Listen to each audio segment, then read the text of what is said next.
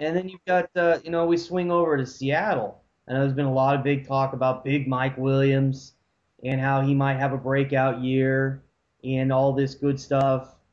But then all of a sudden, whoop, Matt Hasselbeck goes over to the Tennessee Titans. So then you're thinking, okay, maybe Charlie Whitehurst is going to be the quarterback.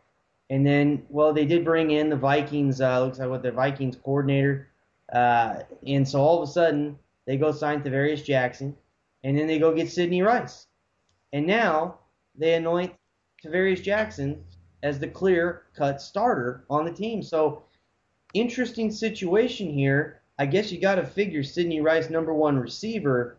You also got to kind of figure, well, maybe that's even better for Rice in the sense because he's got time put down with working with Tavarius Jackson. Of course, that's the reason why, right? You went out and paid this guy a bunch of money to bring him in as your number one as a receiver, and you got to get him a quarterback that he's at least thrown the ball to him and practiced with him and's got some level of chemistry with him, to some degree.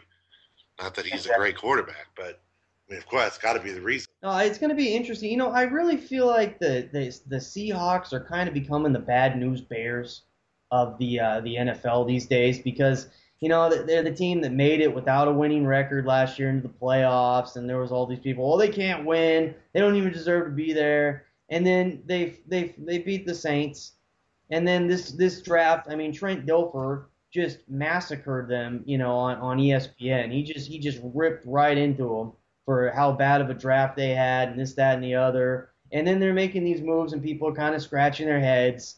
And I think Pete Carroll, in some ways, I almost think he sickly likes this type of stuff because he can use the underdog thing to his advantage. I don't know. It's just interesting. I'm interested to see how the Seahawks do. Either they're going to fall. I figure they either fall flat on their faces as they get deeper into the season, or they actually turn this thing around and somehow win the division again. What do you say about that? You mentioned a comparison to baseball a minute ago. Don't the Seahawks in trying to sign wide receivers remind you of the LA Dodgers? And they're going out and trying to pick up every free agent, and the more they picked up, the worse they got. Yeah. About 7, 8 years ago.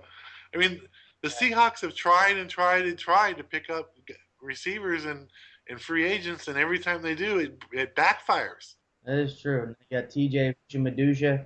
You got Yep. Dion the Branch. Can't do Yep. anything. Then he goes back to New England. And oh, by the way, I still can do something.